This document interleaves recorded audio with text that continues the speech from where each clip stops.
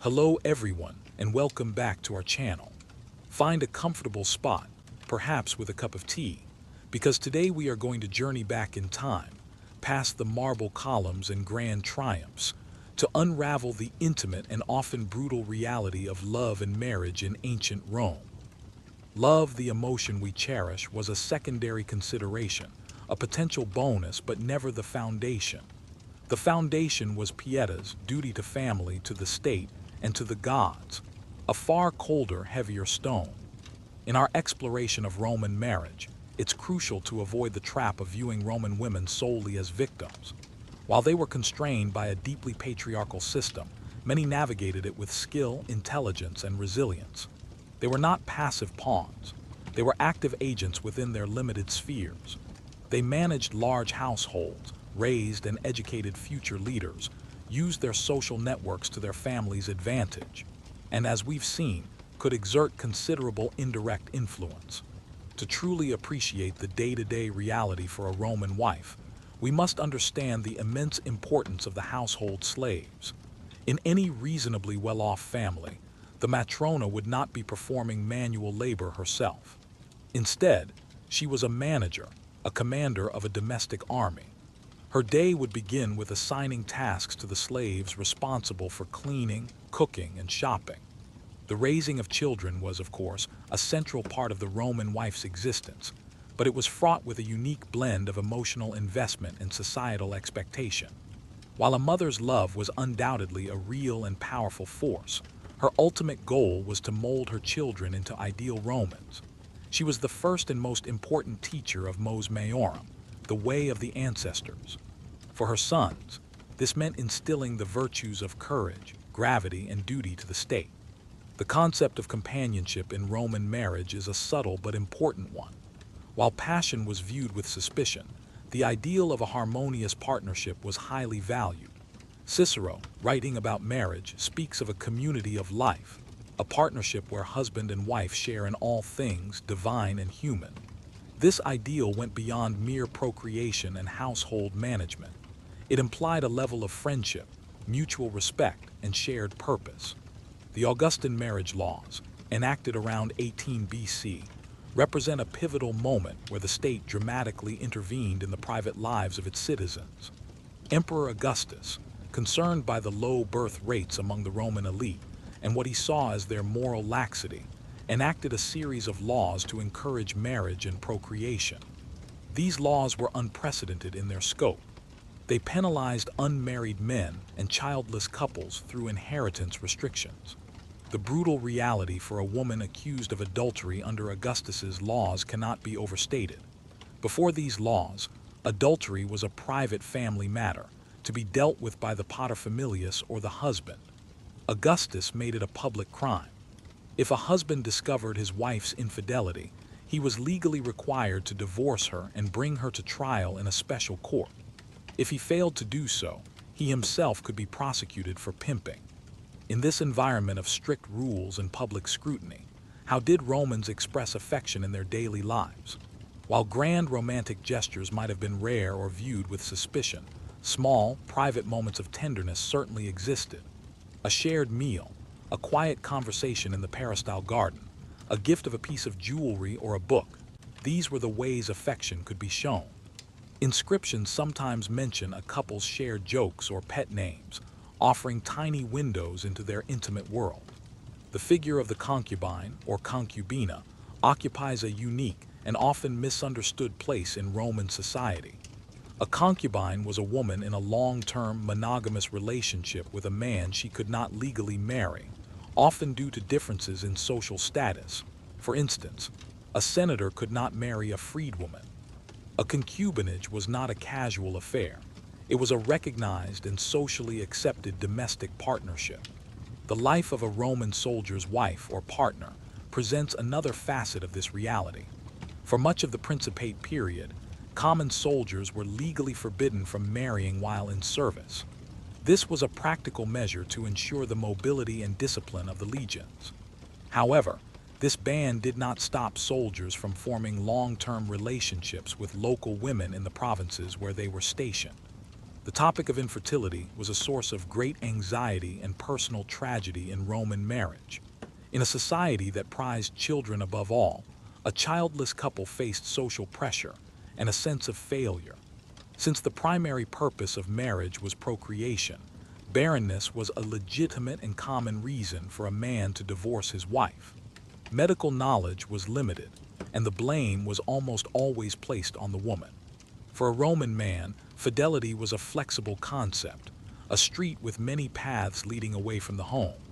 For a woman, it was a narrow, guarded bridge, and to fall from it was to fall into ruin or even death. Let's consider the role of in-laws, particularly the mother-in-law. The Roman bride in a cum manu marriage entered her husband's home and came under the authority of his paterfamilias. She also entered a household that was likely managed by her mother-in-law, the established matrona of the house. This could create a very difficult dynamic. The young bride would have to learn the ways of a new family, under the watchful and potentially critical eye of an older, more powerful woman. The economic life of a woman who became legally independent, or sui iuris, is a story of both opportunity and constraint. A wealthy widow or a woman from a rich family whose father had died could control a significant fortune. The historical record shows us women who owned and managed vast agricultural estates, shipping businesses, and brick factories. They were active economic agents, lending money, investing, and managing their properties through agents and stewards. The contrast between city life and country life for a Roman wife would have been stark. A wealthy woman in the city of Rome was at the center of the social and political world. Her life was filled with managing a complex household, social calls, and attending dinners and public spectacles. She was part of a vibrant, if rigid, social scene. A woman living on a large country estate, a villa, would have had a very different existence. The use of poison is a dark and recurring theme in Roman historical accounts of domestic life, reflecting the high stakes and hidden tensions within the family. Accusations of poisoning were not uncommon, particularly against women. A wife who stood to inherit a fortune, a stepmother who wanted her own son to be the heir, or a woman who simply wanted to be free of an unwanted husband. These were common tropes in Roman literature and court cases. Let's examine the end of a Roman marriage through death, focusing on the funeral rites. When a prominent Roman died, the funeral was a major public event, a final performance of the family's status and honor. The deceased would be laid out in the atrium, their feet pointing toward the door. The emotional toll of the Roman system on men is also worth considering. While men held the power, they were also trapped in the system's expectations. The pressure on a man to secure a suitable heir, to maintain the family's honor, and to live up to the Stoic ideal of an unemotional, authoritative patriarch must have been immense. A man who genuinely loved his wife but was forced to divorce her because she was barren would have experienced real grief. We can learn a great deal from the things that Roman moralists complained about. Writers like Juvenal and Seneca, the younger, frequently decried what they saw as the decline of traditional marriage.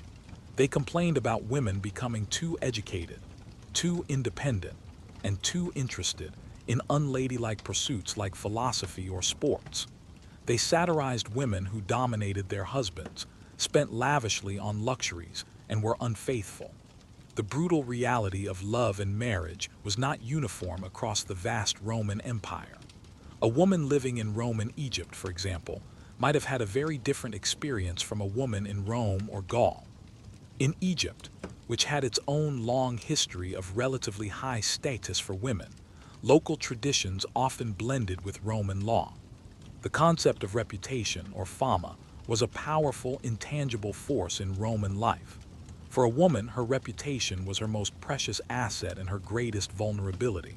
A good reputation built on perceived chastity, modesty, and domesticity was essential for a good marriage and for maintaining her family's honor. But this reputation was fragile. It could be destroyed by a single rumor, a misplaced glance, or an unfounded accusation. Consider the silence in the marriage bed, where one partner's pleasure is paramount and the other's is an afterthought, a footnote in the grand story of procreation and the continuation of the family name. Let's reconsider the wedding gift. While the dowry was the main financial transaction, other gifts were exchanged. The groom would often give his bride a gift on the morning after the wedding. More importantly, the couple would receive gifts from friends and family. These were not just tokens of affection. They were part of the complex social web of reciprocity that bound Roman society together. Giving a gift created a social obligation. The transition to Christianity in the later Roman Empire brought profound changes to the institution of marriage. While the early Christians were a small, often persecuted sect, their ideas about love, marriage, and sexuality would eventually transform the Roman world. Christianity elevated marriage to a sacred sacrament, a holy union ordained by God. It preached a new ideal of sexual morality, condemning divorce, which had been common in Roman society, and championing lifelong monogamy. However, the Christianization of the empire did not lead to a golden age of equality in marriage. In many ways, it reinforced the patriarchal structure with divine authority. The church fathers, like Tertullian and Augustine, were often deeply suspicious of female sexuality, viewing women as daughters of Eve, sources of temptation. While they forbade divorce, this could also trap women in abusive or unhappy marriages with no way out. The archaeological record provides a silent, poignant counterpoint to the written texts of the elite. The excavation of ordinary homes in places like Pompeii and Herculaneum gives us a glimpse into the material world of Roman families. We see the small kitchens where meals were prepared, the simple bedrooms, the household shrines where daily prayers were offered. We find everyday objects, cooking pots, loom weights, children's toys, and simple jewelry. The story of love and marriage in ancient Rome is ultimately a story about power. It's about the absolute power of the paterfamilias, the legal power of the husband, the social power of reputation and gossip, and the economic power of the dowry. It's about the state's power to regulate private life for its own ends. As we come to the end of our journey, it is clear that the phrase Roman romance is largely a modern invention. The reality was something far more complex, pragmatic, and, yes, brutal. It was an institution designed not for the personal fulfillment of the individual, but for the stability and continuation of the collective, the family, the bloodline, and the state. The rights and desires of the individual, especially the female individual, were secondary to these larger goals. Let us explore in greater detail the life of a freedwoman, a liberta, as her experience of love and marriage existed in a unique social space. A slave freed by her master, she gained citizenship but not full social equality. Often, a male slave owner would free his female slave in order to marry her, a relationship known as a patron-client marriage. In this arrangement, he was not just her husband but also her patron, and she, as his client, owed him deference and certain duties. The wedding contract, or tabulae nuptials, was an important document, especially for the elite. While not legally required for the marriage to be valid, it was a practical necessity.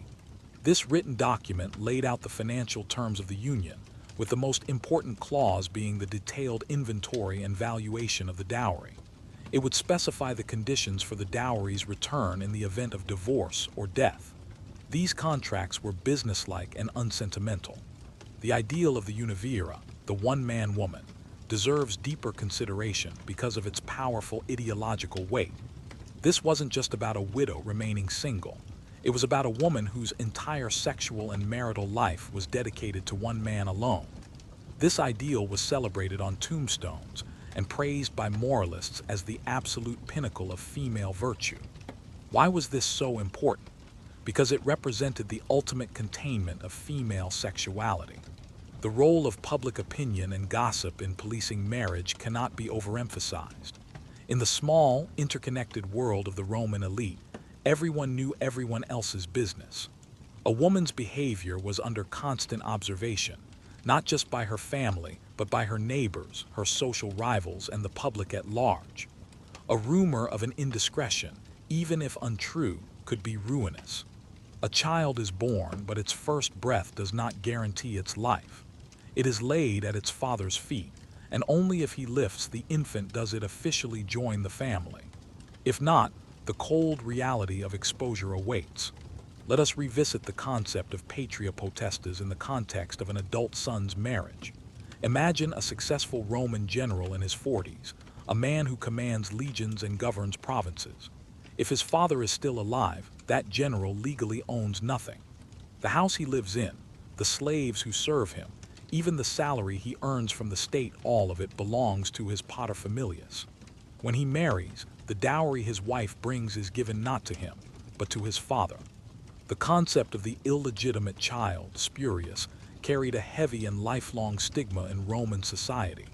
A child born outside of a legally recognized marriage had almost no rights. They could not inherit from their father, they were not part of his lineage, and they could not claim his family name. They were outsiders. This stark legal reality is the ultimate explanation for the obsession with female chastity within marriage. The imperial women of the Julio-Claudian dynasty provide some of the most dramatic and brutal examples of marriage as a political tool. Augustus married his only daughter, Julia, off 3 times to secure his plans for succession. First to his nephew Marcellus, then to his loyal general Agrippa, and finally to his stepson Tiberius. By all accounts, her final marriage to Tiberius was deeply unhappy for both of them. The legal status of women as witnesses in court further illustrates their diminished public standing. While not absolutely barred, a woman's testimony was generally considered less reliable than a man's.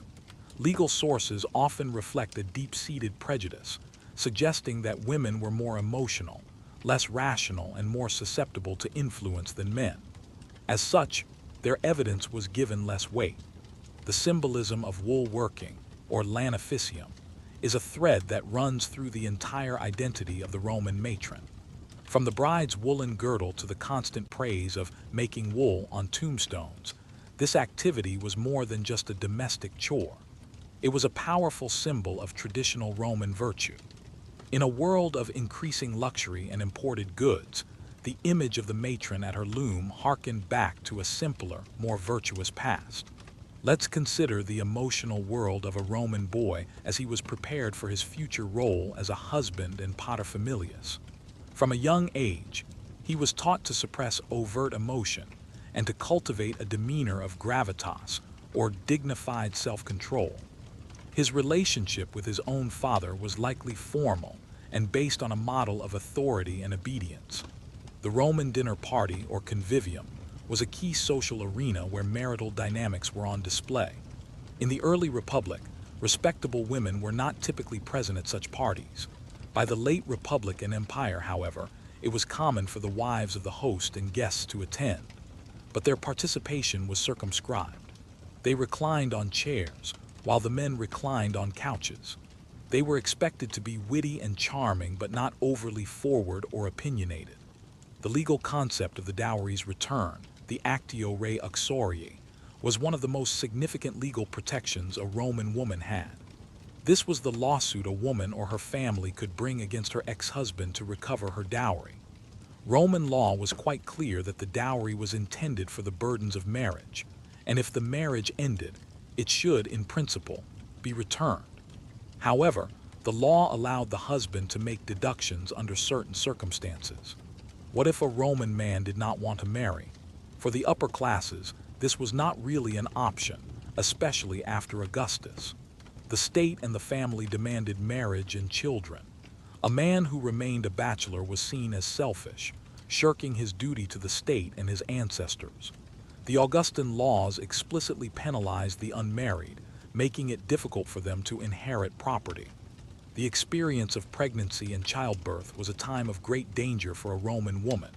With no understanding of modern germ theory and limited medical knowledge, the process was fraught with risk. Postpartum infections were common and often fatal.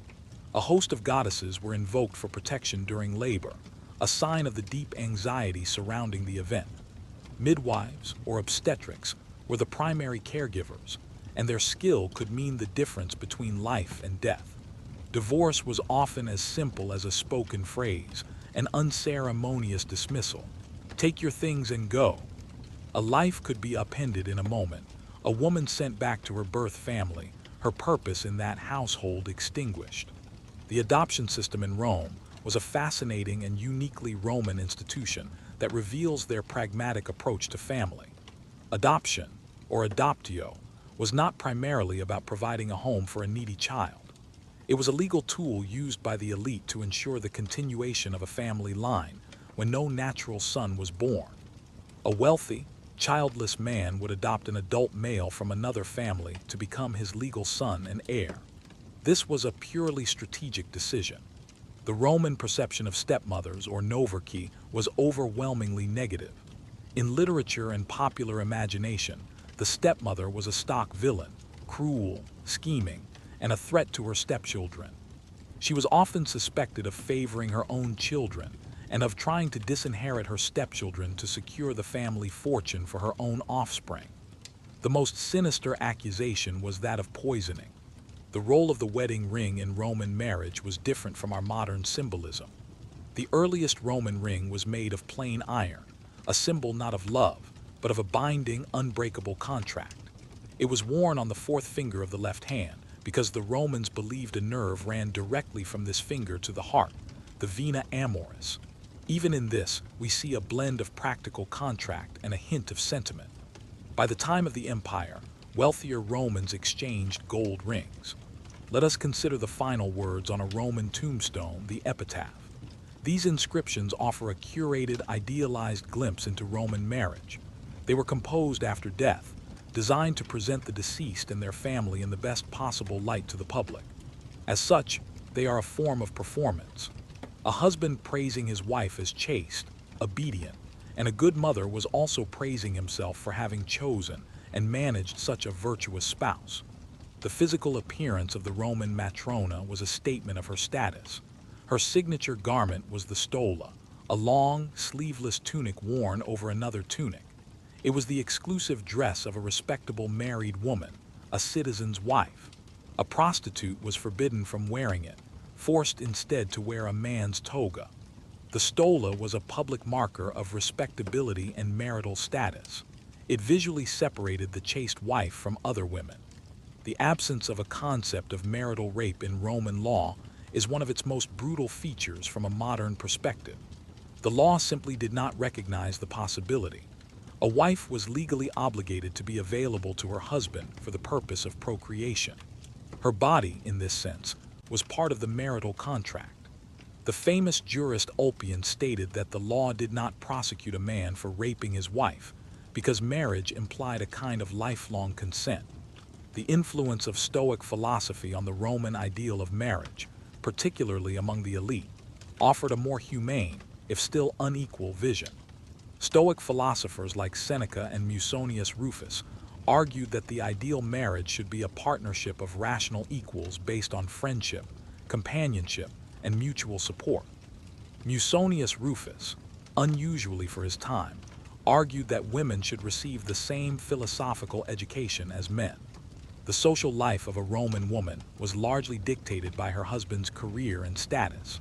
The wife of a senator would be part of a very different social circle from the wife of a merchant or a craftsman. Her friendships would be with women of a similar class. A significant part of her social duty was to support her husband's career through her own networks. The friendships she cultivated with other matrons could be a valuable source of information and influence for her husband. The legal concept of guardianship for women, or tutela mulierum, is another clear indicator of their subordinate status. Even if a woman was sui iuris, not under the power of a paterfamilias or a husband, she was, for much of Roman history, required to have a legal guardian, a tutor. This tutor's approval was needed for her to perform certain major legal acts, such as selling land, making a will, or entering into a major contract. Let us look at the Roman home not just as a space, but as a soundscape. What would a Roman marriage have sounded like? It would have been filled with the sounds of authority, the master giving orders to his slaves, the matron directing the household. It would have held the sounds of labor, the rhythmic clatter of the loom, the grinding of grain, the bustle of the kitchen. It would have been filled with the cries and laughter of children, a sound made precious by the constant threat of their loss. We see tender words on tombstones, epitaphs for a dearest wife, a sweetest companion. These glimpses of affection are real, but they are flickering candles in the vast, often cold structure of Roman marital law. Ultimately, the brutal reality of Roman marriage was its inherent lack of choice. For the vast majority of Romans, particularly women, marriage was not a choice one made, but a destiny one fulfilled. A girl did not choose if or when she would marry. She did not choose her partner. She did not choose the terms of her life's primary role.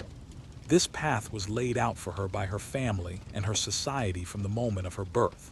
One of the most telling aspects of the Roman system is how it dealt with a wife's property outside of the dowry. This was known as paterfamilias. In a sine manu marriage, any property a woman owned or inherited that was not part of her dowry remained entirely her own. She could manage it, sell it, or bequeath it as she saw fit, though she might need the formal approval of her guardian for major transactions. This gave wealthy women a significant degree of economic independence. The Roman attitude toward romantic love as portrayed in literature is a fascinating paradox. On one hand, you have the epic poetry of Virgil, which champions Pieta's duty over love, as seen in Aeneas's abandonment of Dido. This represents the official state-sanctioned view. On the other hand, you have the elegiac poets like Catullus, Propertius, and Ovid, who wrote almost exclusively about passionate, often tormented, and illicit love affairs. Consider the brutal reality for a woman who could not provide a dowry. In a society where marriage was fundamentally an economic transaction, a poor, free-born woman was at a severe disadvantage. Without a dowry, she had little to offer a prospective husband from a respectable family. This could lead to several outcomes. She might marry a man of a similarly low status, where the marriage was more about a partnership of labor for survival than a formal contract. The role of festivals and public games provided a rare opportunity for social mixing and a temporary release from the strictures of daily life. But even these were fraught with rules. Ovid, in his Art of Love, cheekily advises men on how to pick up women at the Circus Maximus or in the theater. While this is poetic license, it points to the fact that these public spectacles were one of the few places where men and women could interact with a degree of freedom. The Roman legal system's treatment of inheritance further highlights the patriarchal structure. The primary goal of Roman inheritance law was to keep property within the male line of the family. Sons were the primary heirs. Daughters could inherit, but their share was often smaller, and their inheritance was frequently channeled into their dowries. A will was a powerful tool for the paterfamilias. He could use it to reward loyal children and disinherit those who had displeased him. The concept of modesty, pudicitia, was perhaps the single most important virtue for a Roman woman. It was a broad concept that encompassed not just her sexual chastity, but her entire demeanor. It meant being modest in her dress, her speech, and her public behavior. She should avert her gaze in the presence of men who were not her relatives. She should not be loud or boisterous. She should not drink wine. Pudicitia was the bedrock of her reputation and her family's honor. Let us explore the world of Roman medicine as it related to women. Roman medical writers like Soranus of Ephesus wrote extensively on gynecology, but their understanding was based on a flawed and male-centric view of the female body. They saw the female anatomy primarily through the lens of its procreative function. Many medical theories were based on the idea of the wandering womb, the belief that the uterus could move around the body, causing various ailments. The life of a Vestal virgin presents a fascinating and unique alternative to marriage for a select few.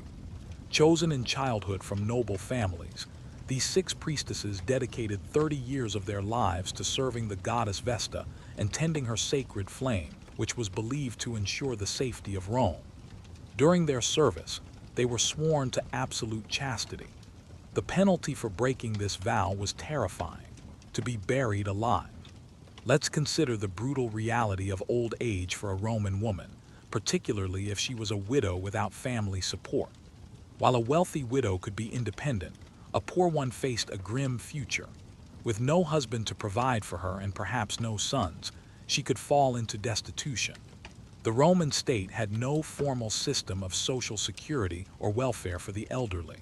Support was a family responsibility. The wife was the guardian of the hearth, the keeper of the keys, the weaver of wool.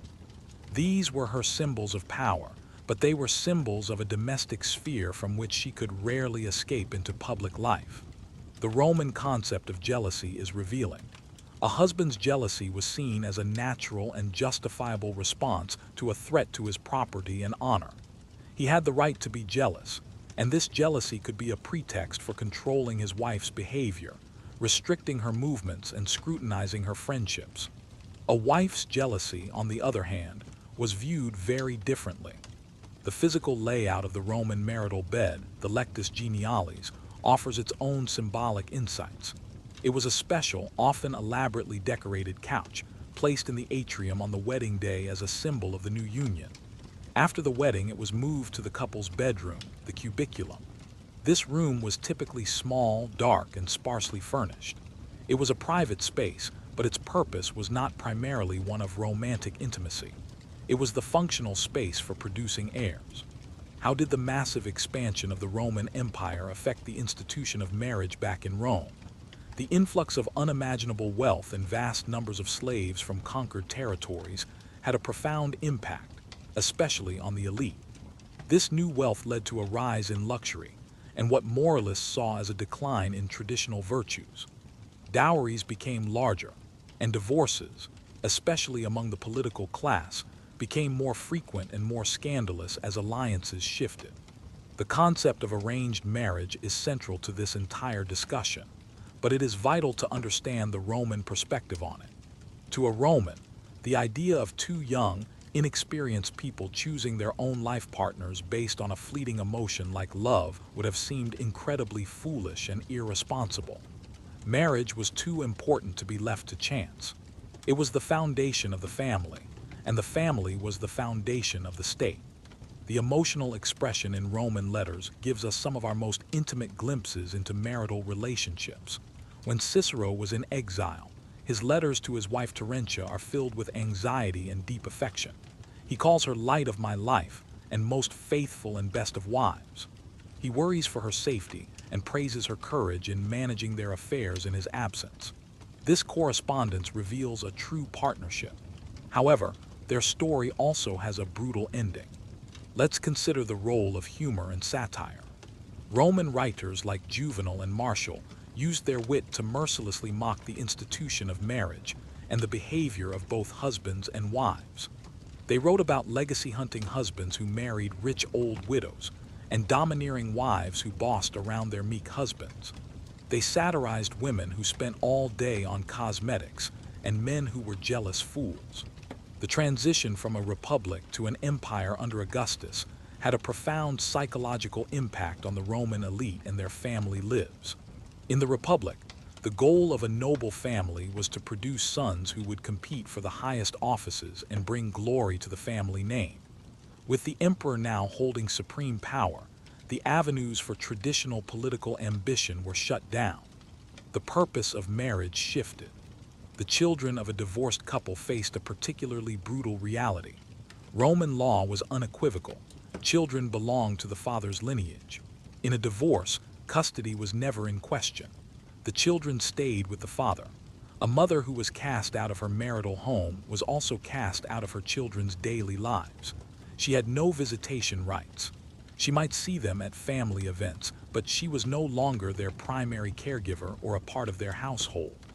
Let us look at the financial life of a typical Roman matron. Even if she was not independently wealthy, as the manager of the household, she controlled a significant budget. She would handle the dimensum, the daily or monthly allowance for household expenses. She would oversee purchases at the market, manage the household accounts, and be responsible for the family's domestic assets. This gave her considerable practical power and required a high degree of numeracy and organizational skill. The very word for family, familia, did not originally mean a loving unit of parents and children. It referred to the property of a household, including the slaves, under the control of a single man. The good death was an important concept for the Roman elite, and a wife played a key role in it. When a man was on his deathbed, he was expected to face his end with stoic courage and dignity. His family would gather around him. It was the duty of his wife and his closest relative to catch his last breath with a kiss, a symbolic gesture of capturing his spirit. After his death, she would lead the mourning, a public and often highly ritualized performance of grief. The ideal of friendship between a husband and wife, while not the foundation of marriage, was a celebrated ideal. Aulus Gellius, a writer from the 2nd century AD, tells a story about the philosopher Secundus, who, when asked, "What is a wife?" answered, "A complementary person, a partner in prosperity and adversity." This sentiment reflects the Stoic ideal of marriage as a partnership of souls. Let us consider the impact of military service on marriage from the wife's perspective. When a senator or governor was sent to a province for several years, his wife often faced a difficult choice.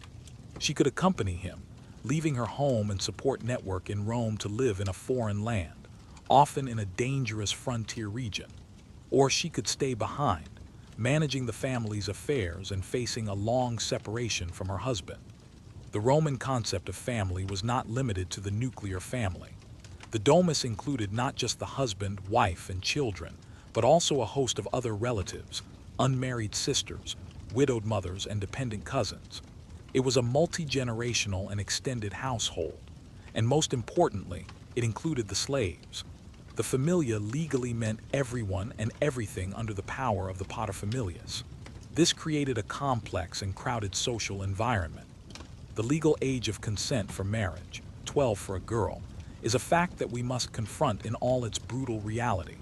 Roman society did not have a concept of childhood that extended into the teenage years as we do. A girl was considered to have reached womanhood once she was physically capable of bearing children. Her transition from girl to wife was swift and abrupt. There was no adolescence, no period of gradual transition. The Roman fear of a domineering wife was a common theme in satire and moralizing texts. A man who was seen to be controlled by his wife was an object of ridicule, a man who had failed in his fundamental duty to be the head of his household. This anxiety reveals a deep-seated fear of female power. If a woman had her own wealth, a strong personality, or a sharp intellect, she could threaten the established patriarchal order. The henpecked husband was a stock character in Roman comedy. Let's delve deeper into the conferitio, the most ancient and solemn form of Roman wedding ceremony, reserved for the patrician class. This ritual was not just a wedding, it was a sacred religious act, presided over by the high priests, the Pontifex Maximus and the Flamen Diales. The bride and groom sat on 2 chairs joined together and covered with the skin of a sacrificed sheep. The role of female friends in a Roman woman's life was a vital, if often unrecorded, source of support. While her public life was restricted, a matron would have a network of female friends and relatives. They would meet during social calls, at the baths, or at religious festivals. In this private sorority, they could share the experiences of marriage and motherhood, offer advice, and provide emotional comfort. The practice of exposing infants, the expositio, remains one of the most shocking aspects of Roman family life.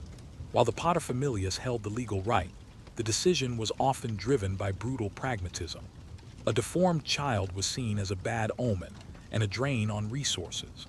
A daughter might be exposed if the family already had daughters and desperately needed a son to continue the line, or if they simply could not afford another dowry. This was not necessarily seen as murder. The Roman view of romantic passion, or amor, was deeply ambivalent. They recognized its power. The story of Antony and Cleopatra was a cautionary tale on a grand scale, a story of how a great Roman general could be brought to ruin by his passion for a foreign queen, neglecting his duty to Rome. Amor was seen as a form of madness, a sickness that clouded judgment and led to irrational behavior. It was the antithesis of the Roman ideal of rational self-control. This is the brutal paradox we will explore. A civilization that gave us law, engineering, and philosophy, yet built its society on a family structure that could feel, to our modern minds, profoundly unloving and severe. Let's consider the end of the Roman wedding day. After the bride was led to the lectus genialis, the groom's friends and family would remain outside the door, singing bawdy and teasing songs, known as fescennine verses. These songs were often crude and filled with sexual jokes, intended to ward off evil spirits and to encourage the couple's fertility. This ritual is a fascinating blend of public and private. The concept of a wife's obedience, obsequium, was a cornerstone of a successful Roman marriage. This was not necessarily a cowering, servile obedience, but rather a willing and graceful deference to her husband's authority as the head of the household. It was seen as a key component of marital harmony, concordia. A wife showed her obsequium by managing the household according to his wishes, by being modest in her public behavior, and by supporting his goals. The brutal reality of slavery permeated every aspect of a Roman marriage, especially in a wealthy household. The presence of slaves created a complex and often toxic emotional environment. A husband's sexual access to his female slaves was an accepted fact of life, a constant, institutionalized infidelity that a wife was expected to ignore. A wife's interactions with male slaves were fraught with suspicion. Any perceived familiarity could be grounds for accusations of adultery. Let's look at the material culture of the Roman bride. The dowry was not just money. It often included a trousseau of personal items, clothing, jewelry, and perhaps fine furniture. These objects were a tangible display of her family's wealth and status. The jewelry, in particular, was significant. Bracelets, necklaces, and earrings were not just for adornment. They were a form of portable wealth. The Roman legal system's evolution on marriage reflects the society's changing needs. The old cum manu marriage, which completely absorbed the wife into the husband's family, was perfect for the early republic, a small, agrarian city-state that valued absolute family unity. As Rome grew into a vast, complex empire with enormous private fortunes, this system became unwieldy. The role of the census in Roman life had a direct impact on marriage and family. Every 5 years, the head of a household had to register his family with the censors. He had to declare his wife, his children, and his property. This act of registration was what officially established a family's status and citizenship. It was a formal declaration to the state. The census reinforced the power of the paterfamilias as the sole representative of his family in the eyes of the state. Consider the emotional world of a Roman widow. If she was praised for not remarrying, she was expected to live a life of perpetual mourning. This meant wearing dark clothes, avoiding social gatherings, and devoting herself to her late husband's memory. This was a life of social invisibility. If she was young and pressured to remarry, she faced a different set of challenges. She had to navigate the courtship process again, this time as a woman with a past. The architecture of a large Roman villa often included separate quarters for the husband and wife.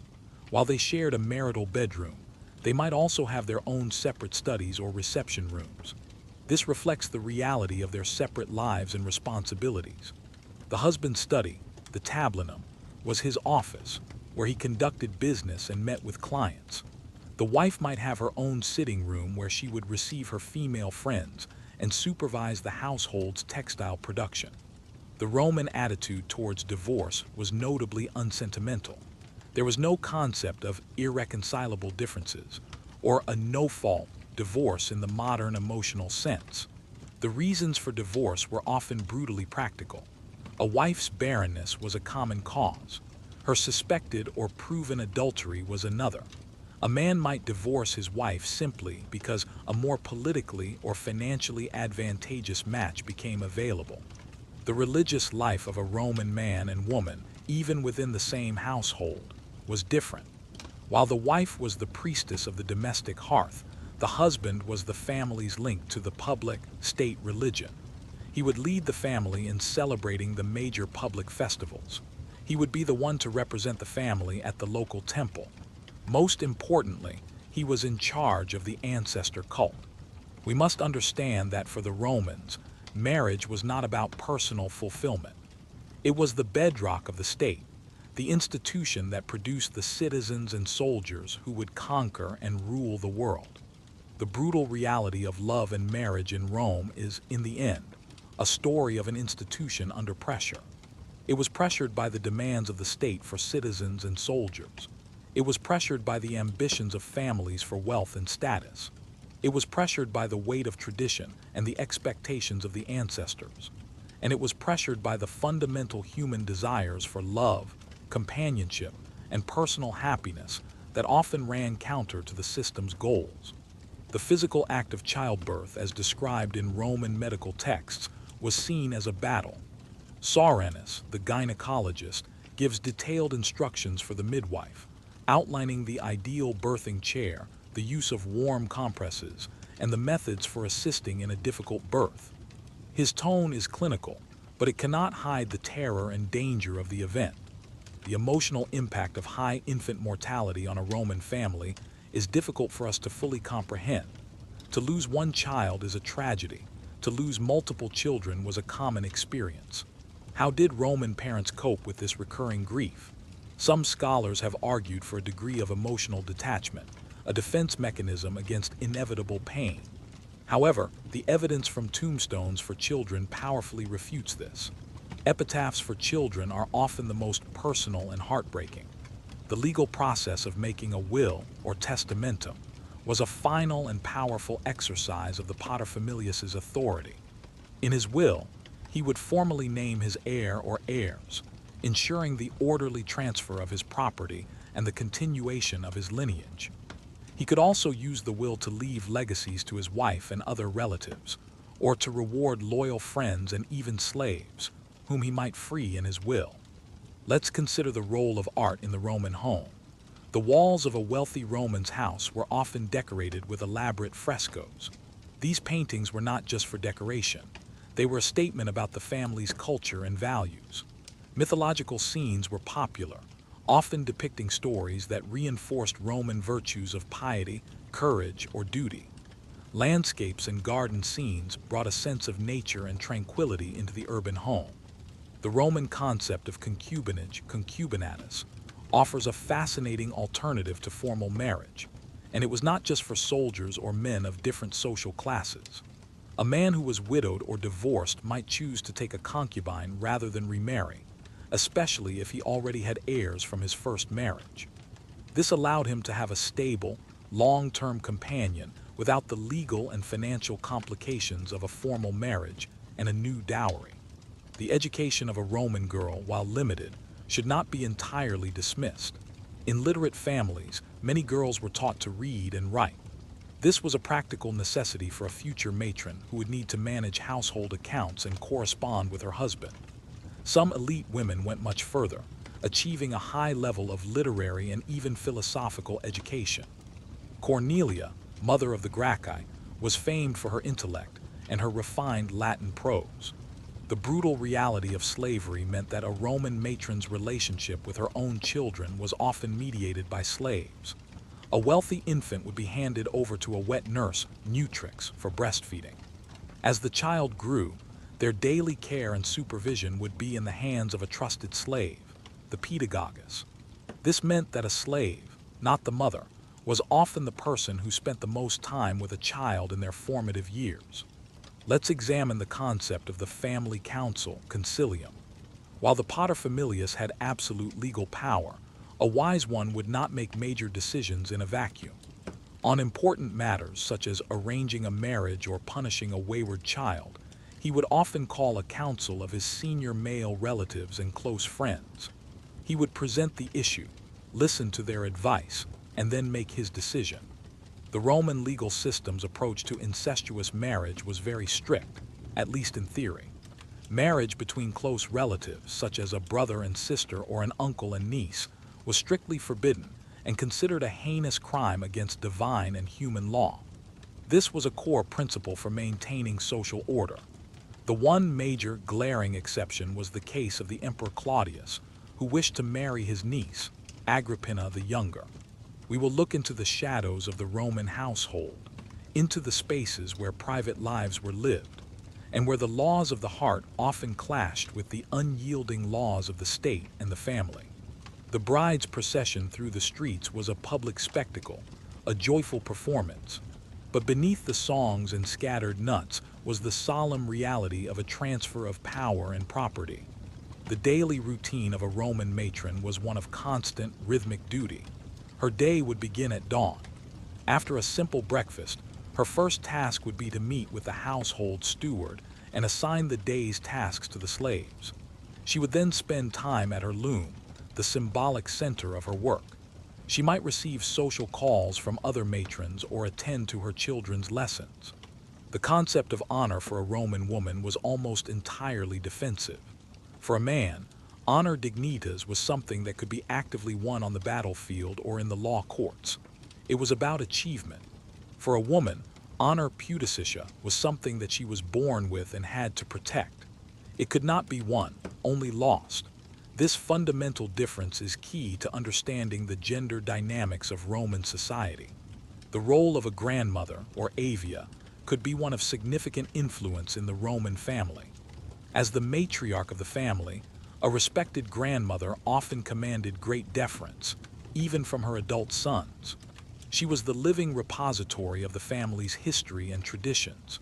She could play a key role in the upbringing of her grandchildren, offering advice and support to her daughter or daughter-in-law. The Roman view of cosmetics and beauty rituals reveals their complex attitude towards female appearance. Ovid wrote a whole poem on cosmetics, the Medicamina Faciae Feminae, giving recipes for face creams and beauty treatments. This shows that the pursuit of beauty was an accepted part of a woman's life. Archaeologists have found small pots of makeup, ivory combs, and elaborate mirrors in women's graves. However, this was always balanced by the moralists' condemnation of excess. The financial implications of widowhood were a major source of anxiety. If a woman was in a cum manu marriage, she was legally her husband's heir, often inheriting alongside her own children. This could give her some security. In the more common sine manu marriage, she was not her husband's legal heir, but she was entitled to the return of her full dowry. If her husband left her a legacy in his will, she could be very wealthy. Let's consider the brutal reality of a mixed-status relationship. What happened when a freeborn citizen fell in love with a slave? Marriage was legally impossible. Any children they had would take the status of the mother. If she was a slave, the children would be born slaves, the property of her owner. This was a source of immense personal tragedy. A citizen father would see his own biological children born into servitude with no legal rights to him. The Roman dinner party, the convivium, was not just a meal. It was a highly structured social ritual that reinforced the patriarchal order. The host, the dominus, presided over the event. He decided the seating arrangement, which was based on a strict hierarchy of status. He directed the conversation and the entertainment. His wife, the matrona, was present as a co-hostess, but she played a secondary role. The role of curses and magic in Roman domestic life is a dark but important aspect. People who felt wronged or powerless could resort to curse tablets, thin sheets of lead inscribed with curses against their enemies, which were then folded, pierced with a nail, and hidden in graves or wells. These tablets reveal a world of hidden hatreds and resentments. We find curses related to love and marriage, a jilted lover cursing their rival, or someone cursing a couple out of jealousy. The coming-of-age ceremony for a Roman boy, when he donned the toga virilis, toga of manhood, around the age of 14 or 15, was a major family event that starkly contrasted with a girl's transition to adulthood. The boy was escorted by his father and a crowd of family and friends to the forum, the heart of public life. There, his name was formally added to the roll of citizens. The influence of the Roman army as a social institution had a profound effect on concepts of marriage and family. The army was a powerful engine of Romanization. A provincial man who served for 25 years was granted Roman citizenship for himself and his family upon discharge. This meant that his informal barracks marriage to a local woman could be legitimized, and his children would become Roman citizens. Her consent was legally required, but what did consent mean for a 13-year-old girl, guided by her father and the immense weight of tradition? It was a formality, a whisper in a storm of expectation. The simple act of a Roman woman leaving her house was fraught with social meaning. A respectable matron did not simply wander out on her own. She was expected to be accompanied by a slave or a companion. Her purpose for being out was scrutinized.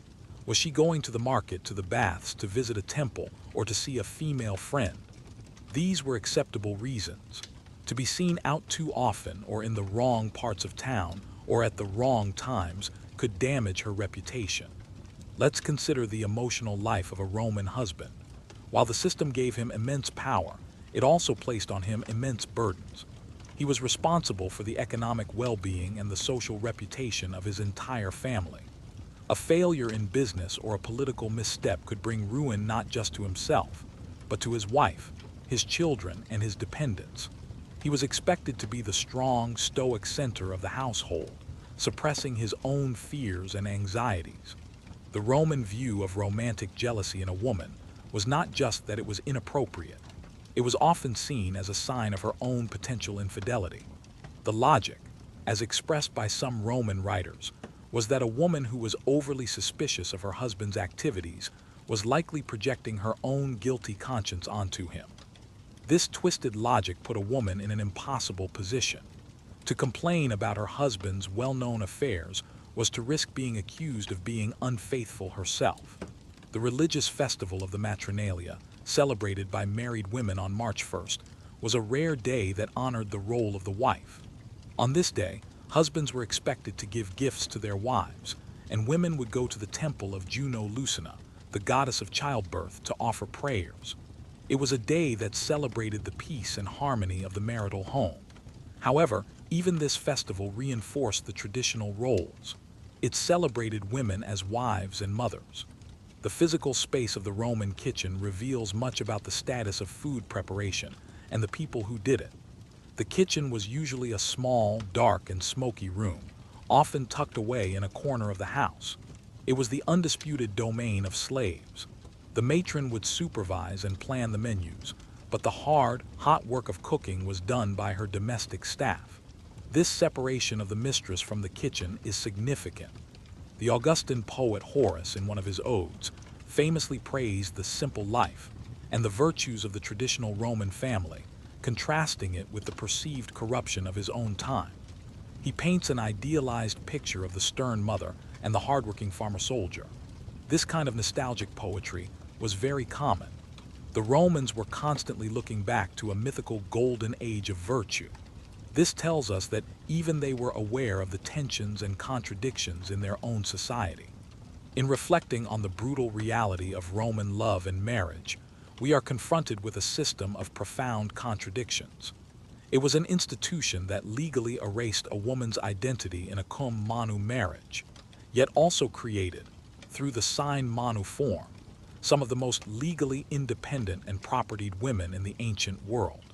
The legacy of the Roman family structure is woven deeply into the fabric of Western civilization. The very word family comes from their familia, the legal concept of the husband as the head of the household, the emphasis on legitimate heirs for the transfer of property, and the legal mechanisms of the dowry all found their way into the legal codes of medieval and modern Europe. The Church, while transforming marriage into a sacrament, absorbed the patriarchal hierarchy of the Roman model. Perhaps the most brutal reality we must accept is the sheer lack of privacy in a Roman marriage. The couple lived in a house teeming with slaves who were silent observers of their every move.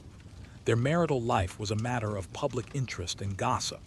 The state, through the census and laws like those of Augustus, felt it had the right to intervene in their procreative life. The wider family, through the concilium, had a say in their major decisions. Marriage was not a private affair between two individuals. The story of Roman marriage is also a powerful lesson in historical empathy. It is easy to judge the past by the standards of the present, to view the Romans as cruel and unfeeling. But to do so is to flatten their experience and to ignore the context of their world. They lived in a time of high mortality, constant warfare, and profound social hierarchy. Their system, for all its brutality, was a response to the challenges of their reality. The law held a man's life as his own, but a woman's life was always in relation to a man, first her father, then her husband. She was a daughter of one, then a wife of another. Let us return to the tender words on a tombstone. One from a husband reads, She was my consolation in all my sorrows. Another, from a wife, describes her late husband as her sweetest hope in life. These small fragments of emotion, preserved in stone, are our most direct connection to the love that existed within the brutal Roman system.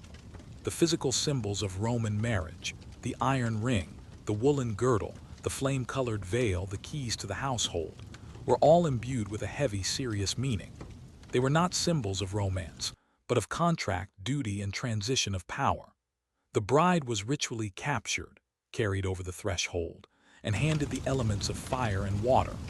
Every gesture and every object reinforced her new role as a subordinate but essential part of a new household.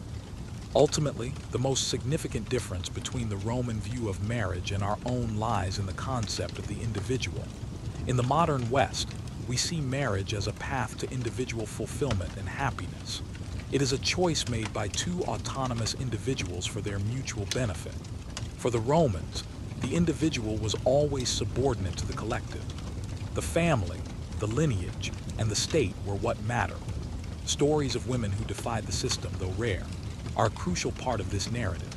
Women like Hortensia, who led a protest of Roman matrons against a special tax, or Sulpicia, who wrote poems about her forbidden love, show that the Roman female spirit was not entirely crushed by the weight of tradition.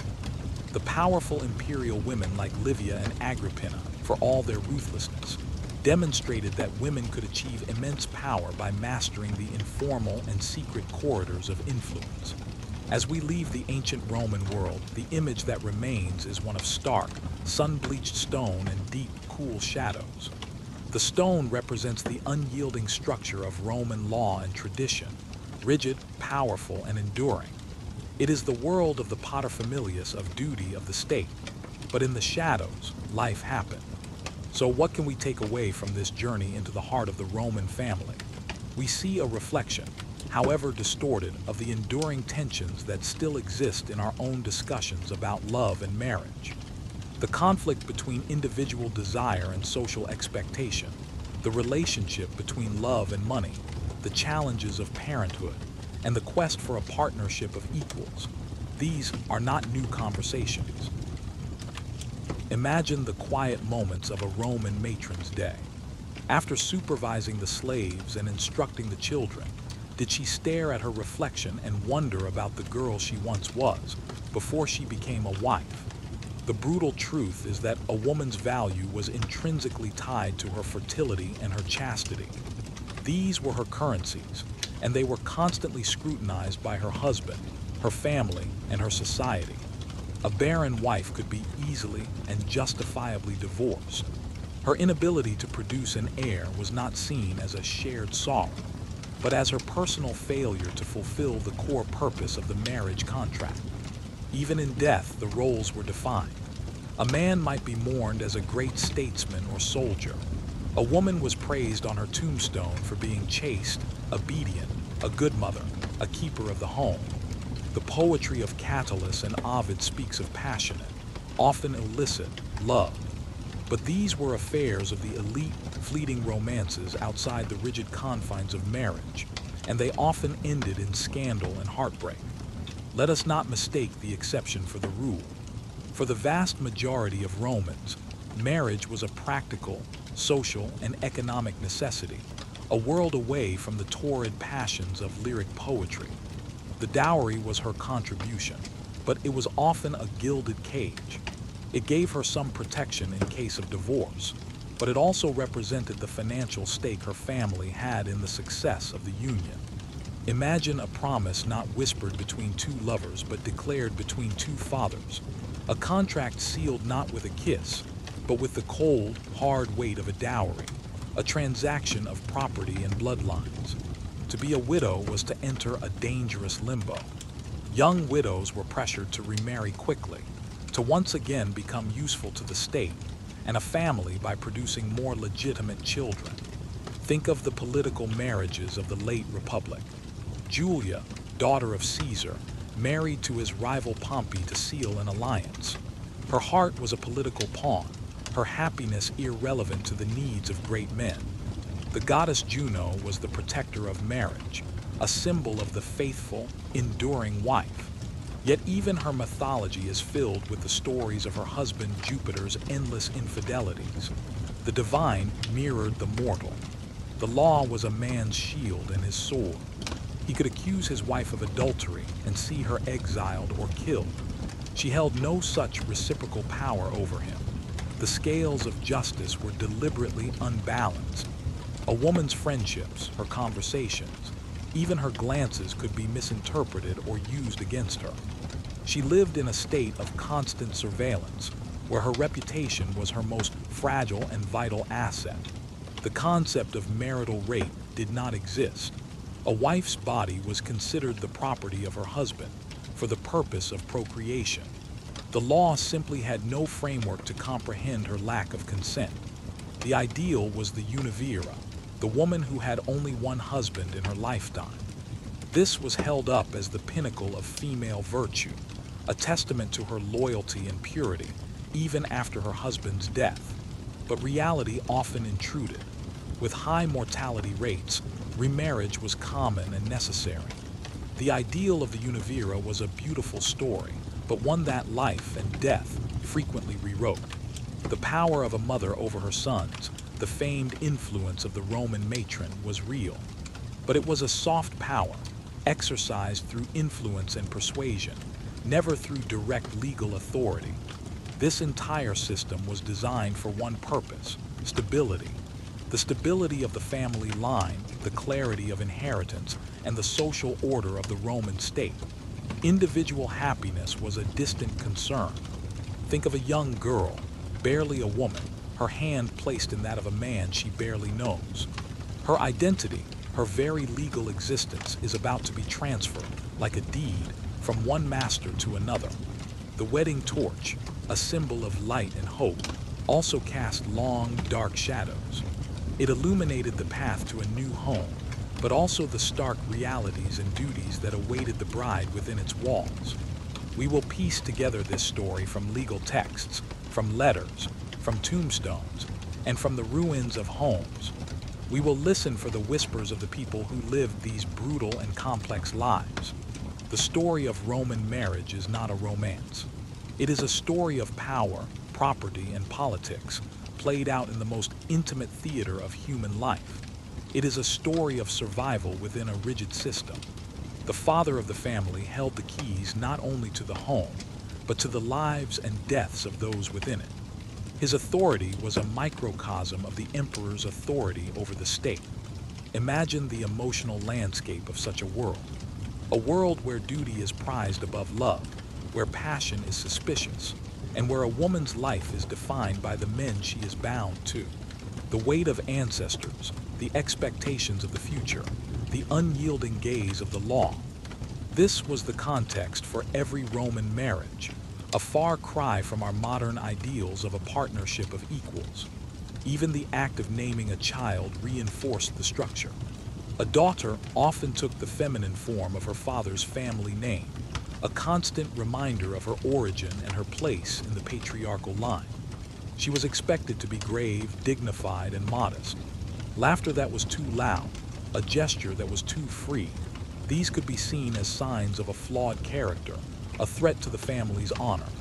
We must strip away the romance of Hollywood epics and see the institution for what it was: the central pillar of Roman society, built with stones of law and cemented with the mortar of duty.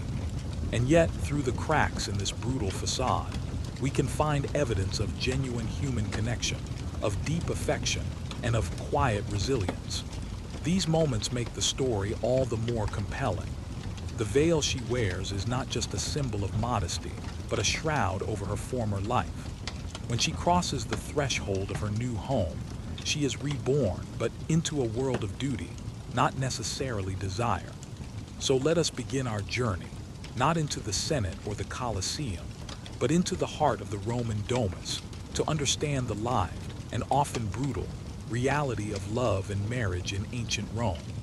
To truly comprehend the brutal reality of Roman marriage, we must begin not with a bride and groom, but with a single, terrifyingly powerful figure, the paterfamilias, the father of the family. This was the oldest living male in a bloodline, and Roman law granted him a power that is almost unthinkable to us today. It was called patria potestas, the power of the father. This was not merely the authority of a household head, it was the power of absolute ownership. Narratium lipsa. So what did this mean for a young Roman girl approaching marriageable age? Her life was not her own to plan.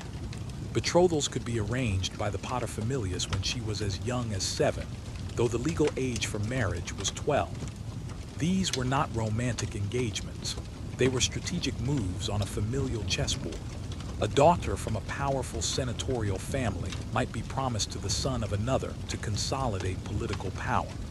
Let's delve into the legal mechanics of how a woman was transferred from one family to another. There were 2 primary forms of Roman marriage, and they had profound implications for a woman's life. The older, more traditional form was marriage cum manu, meaning with hand. In this type of marriage, the wife passed from the potestas, or power, of her father into the hand, manus, of her husband. Legally, she became her husband's daughter. By the time of the late Republic and the Empire, however, a different form of marriage had become far more common, marriage sine manu, meaning without hand. This represented a significant, though not total, shift in a woman's status. In a sine manu marriage, the wife did not pass into her husband's legal control. She legally remained under the potestas of her own paterfamilias as long as he lived. When her father died, she could, remarkably, become legally independent or sui iuris. The wedding day itself was a carefully choreographed ritual, a public performance rich with symbolism that reinforced the bride's transition. On the eve of her wedding, a girl would dedicate her childhood toys and her toga praetexta, the purple-bordered toga of a child, to the household gods, signifying the end of her girlhood. The procession to the groom's house was a key part of the ceremony. The bride was escorted by torchbearers and flute players, with crowds scattering nuts, a symbol of fertility. Upon arrival, she would anoint the doorposts of her new home with oil and wool, symbols of her future domestic duties. She was then ceremoniously carried over the threshold by her husband or his attendants. Once the ceremonies were over, the Roman wife, now a matrona, stepped into her defined role. Her world was the domus, the household. Her primary task, above all else, was the production of legitimate children to continue her husband's lineage. This was not a private matter, but a public duty. The Augustan moral legislation of the 1st century BC even penalized the unmarried and the childless among the elite, offering rewards and privileges to those who produced multiple children. But what did this ideal of the Roman matrona mean in reality? It meant a life of immense responsibility but limited freedom. While a wealthy matron had considerable power within her household, her life outside it was circumscribed. She could not vote, hold political office, or plead in a court of law. Her public appearances were expected to be modest and accompanied. The rings they exchange are not symbols of endless love, but of a binding agreement. An iron circle, unforgiving and strong, representing a chain of obligation that will define the rest of her days. The contrast between the expected fidelity of a wife and the freedom of a husband is one of the most brutal aspects of Roman marriage. For a woman, chastity pudicitia was her paramount virtue. Adultery on her part was a heinous crime, not just against her husband, but against the state. Why? Because it threatened the certainty of the bloodline.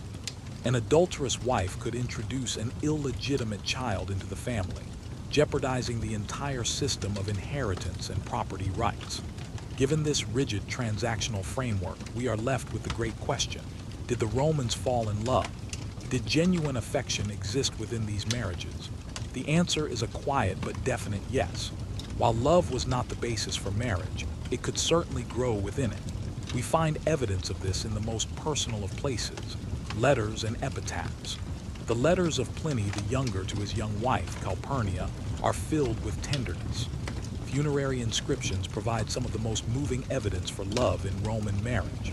On tombstones across the empire, husbands and wives left final testaments to their shared lives.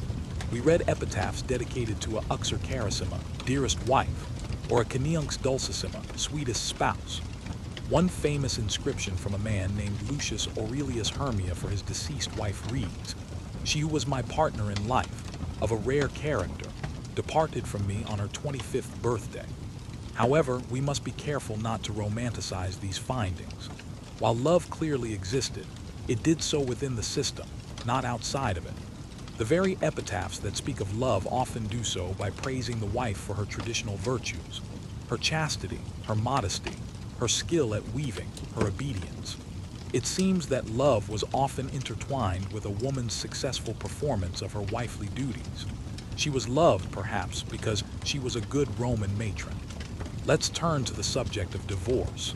In the world of Roman marriage, ending a union could be surprisingly simple, at least from a legal standpoint. During the late Republic and Empire, in the common sine manu marriages, divorce was essentially a private act. There was no need for a court ruling or legal proceedings. While the legal process of divorce was simple, the consequences, especially for the woman, could be brutal.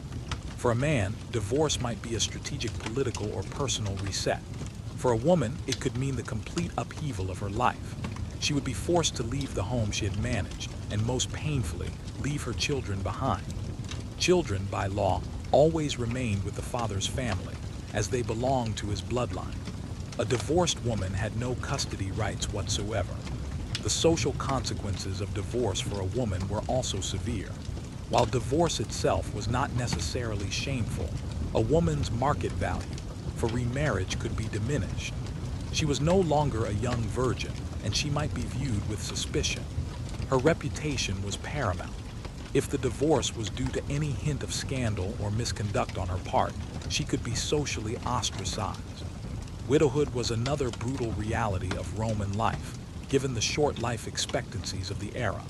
A man who lost his wife was free to remarry as he pleased, and often did so quickly to secure another dowry and the chance for more children. For a widow, the situation was far more complex. In the early Republic, the ideal of the univira, the one-man woman, was deeply revered. However, this ideal of the perpetual widow clashed with the state's practical needs, particularly the need for legitimate children. By the time of Emperor Augustus, the state's interest in procreation overrode the old ideal. Augustus's moral legislation actively penalized widows of a certain age who refused to remarry within a set period.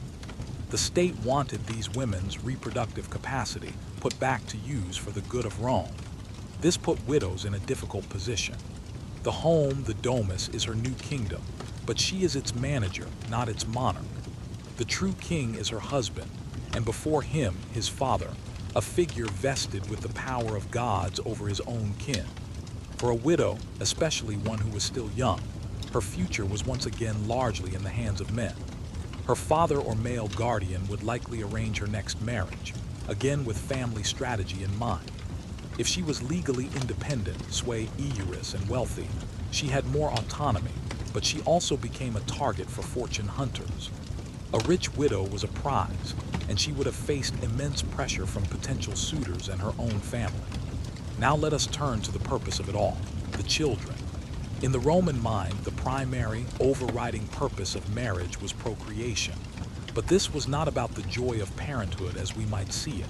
It was about the solemn duty of continuing a lineage. An heir was needed to inherit the family property, to carry on the family name, nomen, and crucially, to perform the sacred rites for the ancestors. The brutal reality of childhood in Rome was also shaped by staggering mortality rates. It's estimated that as many as 1 in 4 infants died within their first year, and perhaps half of all children did not survive to the age of 10. Disease, malnutrition, and poor sanitation were rampant. This meant that parents lived with the constant presence of death. They would have seen multiple children die before reaching adulthood. The father's role in child-rearing was primarily one of discipline and education for his sons. The paterfamilias was the ultimate authority, and his relationship with his children was often formal and distant, based on respect rather than overt affection. It was the mother's domain to oversee the early years of a child's life. She was their first teacher, responsible for instilling in them the morals and values of a good Roman. For her sons, she would prepare them for a life in the public sphere. The education of Roman children clearly reflected their prescribed gender roles. A boy from an elite family would be handed over to a tutor around the age of 7. He would learn to read and write in Latin and Greek, and study rhetoric, philosophy, and law. His entire education was designed to prepare him for a public life, as a lawyer, a politician, a general. A girl's education, on the other hand, was almost entirely domestic. The concept of domestic violence is a dark and difficult subject in any historical context. In Rome, the law was chillingly clear. The paterfamilias had, for much of Roman history, the legal right of life and death over his family. While this right was rarely exercised in later periods, the power dynamic it established is undeniable. A husband held immense authority over his wife. The law permitted a husband to use physical chastisement against his wife for certain perceived offenses. While physical violence was a reality, we should also consider the psychological brutality inherent in the system. Imagine the daily life of a woman who knows her value is contingent on her fertility, whose every action is judged against an unforgiving standard of chastity, and who can be dismissed and separated from her children at her husband's whim. It's important to ask if things changed over the vast expanse of Roman history, which lasted over 1,000 years. The answer is yes, but slowly and unevenly. The shift from the restrictive cum manu marriage to the more flexible sine manu form was a significant legal evolution, granting women more economic power and independence. The influence of women in Roman politics is a fascinating paradox. Legally, they had no direct power. They could not vote, stand for election, or serve in the Senate. Yet behind the scenes, the wives, mothers, and daughters of powerful men could wield enormous influence. Livia, the wife of Emperor Augustus, is a prime example. She was his trusted advisor for over 50 years, a shrewd political operator who helped manage the vast network of imperial patronage and succession. Let's consider the lives of women outside the elite. The vast majority of people in the Roman Empire were not wealthy aristocrats. They were farmers, artisans, shopkeepers, and the urban poor. For these families, marriage was less about political alliances and more about basic survival. A wife was an essential partner in the family's economic enterprise. A farmer's wife would work in the fields. A baker's wife would help in the shop. Her labor was crucial. Her primary duty is etched in stone and spoken in prayers: to bear legitimate children, heirs to a name, to property, to a legacy she is tasked to perpetuate, but never truly possess as her own. And what about those at the very bottom of the social ladder, the enslaved? For the millions of slaves in the Roman world, marriage as a legal concept did not exist. Slaves were property. They could not legally marry. They could, however, form relationships and families, which were known as contubernium. These unions were not recognized or protected by law. A master could separate a slave couple at any time, selling the husband to one owner and the wife to another. The Roman view of same-sex relationships adds another layer to our understanding of their society's views on love and partnership. For men, the crucial factor was not the gender of their partner, but the role they played. A freeborn Roman man could have a sexual relationship with another male without social stigma, as long as he took the dominant, active role. The relationship was seen as an expression of his virility. The role of religion and superstition in marriage was pervasive. The goddess Juno Pronuba was the special patroness of marriage, and sacrifices would be made to her to ensure a fruitful and harmonious union. The wedding date itself was carefully chosen. Certain days, like the entire month of May and the kalends, nones, and ides of each month, were considered unlucky for weddings. Let's reflect on the physical space of the marriage. The Roman house, or domus. The layout of a wealthy Roman's house reflects the social dynamics we've been discussing. It was divided into public and private areas. The atrium was the semi-public reception hall where the master of the house, the dominus, would receive his clients and conduct business. This was his space. The more private areas, the peristylium or garden courtyard and the surrounding rooms, cubicula, were the domain of the family. The Roman concept of pietas is crucial to understanding the emotional landscape of marriage. Pietas is often translated as piety or duty, but it's a much broader concept. It meant a selfless sense of duty toward one's family, one's ancestors, one's country, and the gods. The great Roman hero Aeneas is defined by his pietas. He leaves his beloved Dido in Carthage not because he wants to, but because it is his duty to found Rome. This was the ideal that Romans were raised on. What about the end of life? If a marriage endured into old age, it could become a partnership of deep respect and companionship. The funerary monument of the baker Eurysaces and his wife Adistia in Rome provides a touching glimpse. The monument, shaped like a giant oven, celebrates his profession, but he chose to be buried with his wife, and the inscription praises her as a good and loyal partner. We must also touch on the exceptions that prove the rule. The Roman world was not a monolith, and there were always individuals who pushed against the boundaries. The poetry of Sulpicia, the only female Roman poet whose work survives in any significant quantity, gives us a rare female voice on love. She writes not of wifely duty, but of a passionate, all-consuming love for a man named Cerinthus. She chafes against the control of her guardian and wishes to be with her lover. The legacy of Roman marriage law is long and complex. When the Roman Empire adopted Christianity, many of the old pagan traditions were swept away, but the legal foundations remained influential. The Church introduced the idea of marriage as a holy sacrament, an unbreakable bond in the eyes of God, which made divorce much more difficult than it had been under Roman civil law. So in conclusion, how do we judge the Roman institution of marriage? It's tempting to apply our own modern values and condemn it as an oppressive, unloving system. And in many ways, by our standards, it was. It was fundamentally unequal. It treated women as legal minors for much of their lives. It prioritized property and lineage over individual happiness. It was, in a word, brutal. But to do only that is to miss the point. The ancestral masks, the imagines, watch from the walls of the atrium. They are a constant, silent reminder of the lineage she has joined, and the immense pressure to be worthy of it, to not bring shame upon it. The most powerful lesson from studying Roman marriage is the sheer complexity of human relationships in any era. It was a system of stark contradictions. It was a legal contract that could also be the setting for profound love. It was a tool of political power that could also foster genuine companionship. It was a cage of duty that could also be a source of immense pride and purpose for a Roman matron. To truly grasp the world of the Roman bride, let's linger on the concept of age. The legal minimum age for a girl to marry was 12, and for a boy, 14. However, for girls in the elite classes, marriage around the age of 13 or 14 was common.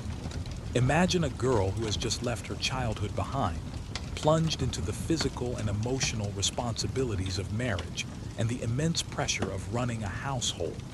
The wedding night itself held a particular kind of brutal reality. The untying of the knot of Hercules by the groom was a deeply symbolic moment. This knot, difficult to unfasten, symbolized the bride's virginity and the groom's rightful claim to it. The consummation of the marriage was not just an expected outcome. It was a necessary component to legitimize the union. The influence of Greek culture on Roman perceptions of love and marriage is also worth considering. While the Romans prided themselves on their own traditions, they were heavily influenced by the Greeks, particularly in philosophy and literature.